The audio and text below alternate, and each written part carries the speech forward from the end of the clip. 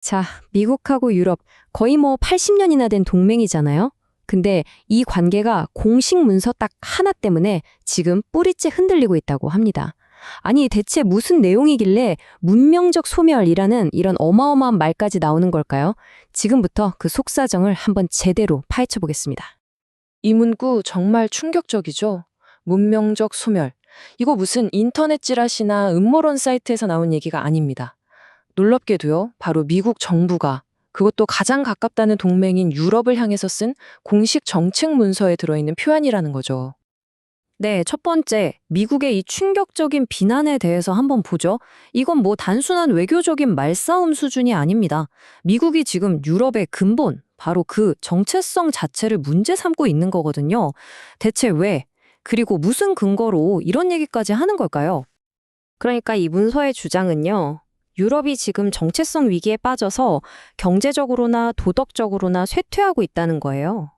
이게 맨날 나오는 방위비 더 내라 이런 얘기랑은 차원이 다릅니다. 유럽의 문화 그리고 주권 자체가 지금 무너지고 있고 이게 결국엔 미국한테까지 위협이 될 거다. 이런 주장인 거죠. 자, 그럼 두 번째, 도대체 문명적 소멸이라는 게 뭘까요? 뭘 근거로 이렇게까지 세게 말하는 건지 이 문서에서 콕 집어서 지적하는 몇 가지 핵심 위협들이 있습니다. 여기서 진짜 중요한 포인트가 뭐냐면요. 미국이 문제 삼는 게 무슨 외부의 군사적 위협 이런 게 아니라는 겁니다. 유럽이 지금 안에서부터 무너지고 있다는 거죠. 예를 들면 통제가 안 되는 이민이라던가 뚝뚝 떨어지는 출산율, 또 각 나라의 정체성이랑 자신감이 사라지고 있다는 점, 이런 것들을 문명적 쇠퇴의 증거로 제시하고 있는 겁니다. 물론 이 정책을 지지하는 사람들 얘기는 조금 다릅니다. 이게 유럽을 공격하려는 의도가 아니라는 거죠. 오히려 유럽이 스스로의 문제를 좀 직시하고 과거의 그 위대함을 되찾게 하려는 일종의 충격 요법이다. 이렇게 주장합니다. 자, 세 번째. 그럼 이런 얘기를 들은 유럽의 반응은 어땠을까요? 당연히 발칵 뒤집혔습니다. 유럽의 지도자들이나 분석가들이 아주 맹렬하게 반박하고 나섰죠. 비판하는 사람들은 바로 이 점을 지적합니다. 9.11 테러 때를 한번 생각해 보라는 거죠. 바로 다음 날 유럽이 나토 역사상 처음으로 집단 방위 조항을 발동시켜서 미국을 도왔거든요. 이거야말로 우리가 같은 문명이고 같은 가치를 공유한다는 가장 강력한 증거가 아니냐, 이렇게 맞받아치는 겁니다. 결국 핵심은 이겁니다. 유럽이 느끼기엔요, 이 문서를 보니까 미국이 이제 자신들을 동등한 파트너가 아니라 그냥 돈 내고 말 잘 듣는 거의 종속국처럼 취급하려는 거 아니냐. 이렇게 근본적인 태도 변화를 느꼈다는 거죠. 더 나아가서 많은 분석가들은 이 문서의 진짜 목적이 미국 안보가 아니라고까지 봅니다. 오히려 유럽 안에 있는 포퓰리스트 정당들에게 힘을 실어주고요. 그들을 위한 일종의 정치적 로드맵을 제공하려는 숨은 의도가 있는 거다. 이런 분석도 나오고 있습니다. 자, 네 번째. 그럼에도 불구하고 이 주장의 일말의 진실은 없을까요? 물론 미국의 표현이 굉장히 과격하긴 하죠. 하지만 이런 감정적인 부분을 좀 걷어내고 보면 유럽이 실제로 변화하고 있는 현실을 정확히 짚어낸 부분도 있지 않을까요? 예를 들어서 이 데이터를 한번 보면요. 논쟁의 한 부분을 엿볼 수가 있습니다. 프랑스의 외국 태생 인구 비율인데요. 20년 전에는 8%였는데 지금은 10%로 늘었죠.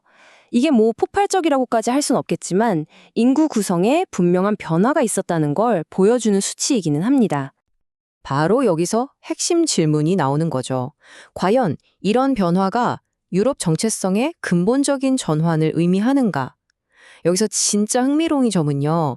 이 문서를 아주 맹렬하게 비판하는 전문가들조차도 파리 같은 대도시의 모습이 과거와는 정말 완전히 달라졌다는 점에는 동의한다는 겁니다.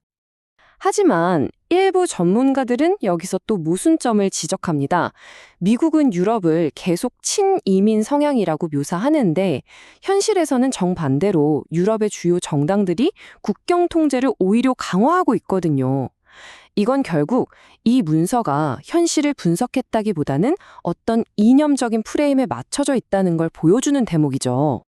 자, 마지막으로 다섯 번째, 기로에 선 동맹입니다. 그렇다면 이 균열은 앞으로 대체 뭘 의미하게 될까요?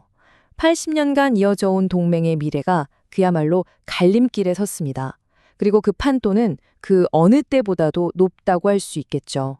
이제 미국을 더 이상 믿을 수 없다, 이런 생각이 드니까 유럽 내부에서는 한 가지 목소리가 점점 커지고 있습니다. 바로 전략적 자율성을 확보해야 한다는 건데요. 쉽게 말해서 군사, 경제, 모든 면에서 미국에 대한 의존도를 줄이고 독자적인 노선을 걷자는 거죠. 하지만 이게 말처럼 쉬운 일은 아닙니다. 당장 우크라이나 지원에 필수적인 미국 무기부터 시작해서 세계 최대 파트너인 미국과의 무역, 그리고 기술 분야까지 유럽은 여전히 많은 부분에서 미국에 얽혀 있고 또 취약한 부분이 많죠. 38. 이 숫자가 뭘 의미할까요?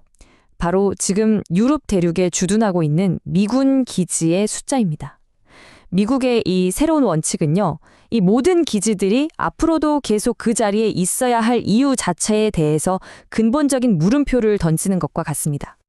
결국 이 모든 갈등은 우리에게 아주 심오한 질문 하나를 던지고 있습니다. 지난 80년간 이어져 온 미국과 유럽의 파트너십이 과연 정상적인 상태였을까요?